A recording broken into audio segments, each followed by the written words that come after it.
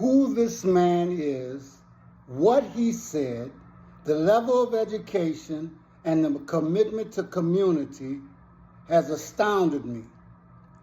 Everybody else wants to leave behind a statue, create a $2 bill or a Bitcoin. Everybody wants to leave a memorial behind and let everybody know how great they were. But listen to an educator who actually wants to teach and is teaching. Listen to his message.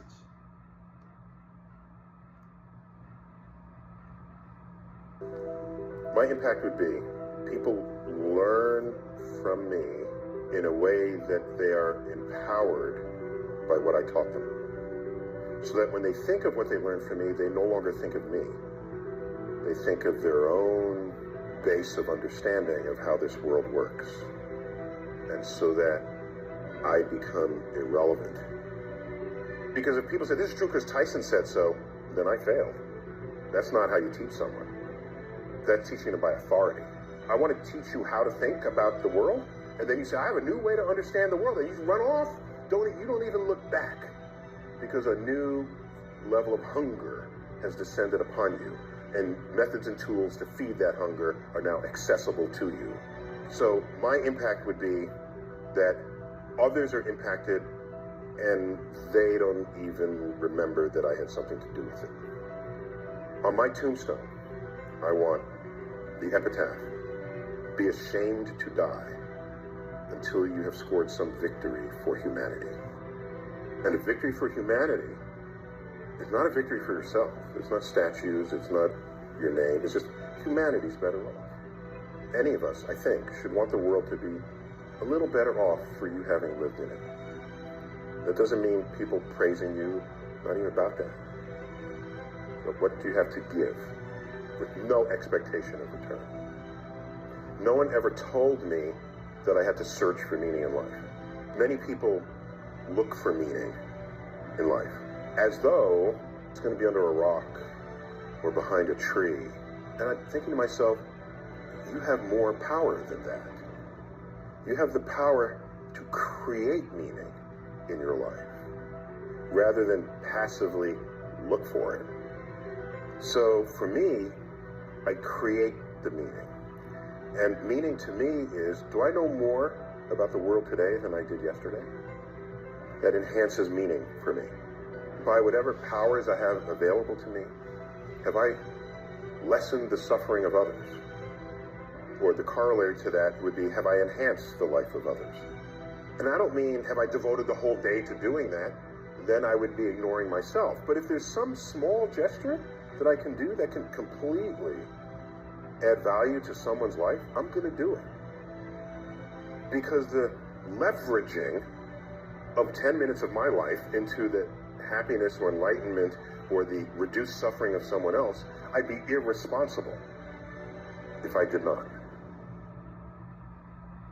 And this is the reason why black folks are in the position that they are in right now, is because we feel community-minded instead of selfishness. We feel that we should be doing things for others sometimes more than we should do it for ourselves.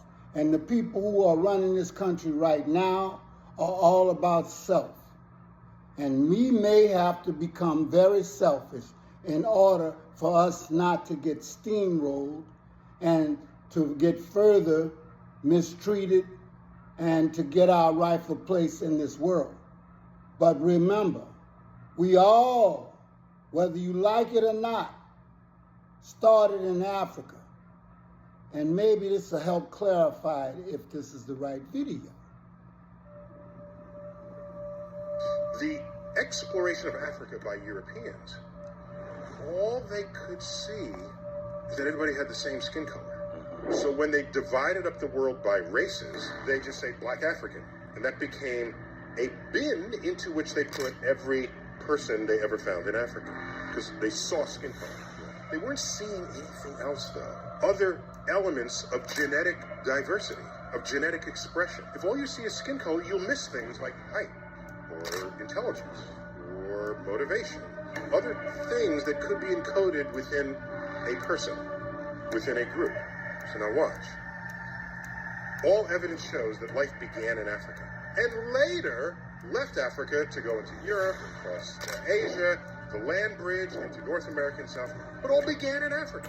You would expect the greatest genetic diversity of the human species to be expressed in Africa. That's what you'd expect, because it all began there. Okay? So what do I mean by genetic diversity? Is it skin color? Because that's what everyone thinks about when they... No, forget skin color. Forget it. I'm talking about other features you can measure about people. So, if you have the greatest genetic diversity, where would you find the tallest person in the world? It'd be in Africa. You got the Watsus. Where would you find the shortest person in the world? It would be in Africa. You got the Pygmies. Where would you find the fastest person in the world? You find him in Africa. We're getting him off the west coast of Africa. Yeah. Where would you find the fastest at long distance with stamina? You find it in Africa. It's a different part of Africa. Yeah. You get that from Kenya, which is on the east coast. Yeah. You get the sprinters on the west coast. Okay? If you wanted to find the slowest person in the world, it would be in Africa, but there's no contest for that. Okay? If you wanted to find the dumbest person in the world, however you want to measure it, it'd be in Africa. So the most intelligent The person. most intelligent person in the world would be in Africa. And in fact, there is a project called the Africa Einstein Project. And they're looking for the next Einstein in Africa. Because that's where you're going to find the smartest person there ever was in the world. But historically, Europeans are not thinking that Africa is going to have smart people, because that's not how they were represented ever. Yeah. Okay? This was written about, Stephen Gould wrote about this book, The Mismeasure of Man. There's a shelf in the British Museum that has a brain in a jar. It's the brain of a famous psychologist, anthropologist, Broca. Okay? And next to it, on another shelf, are the genitals of a black male African.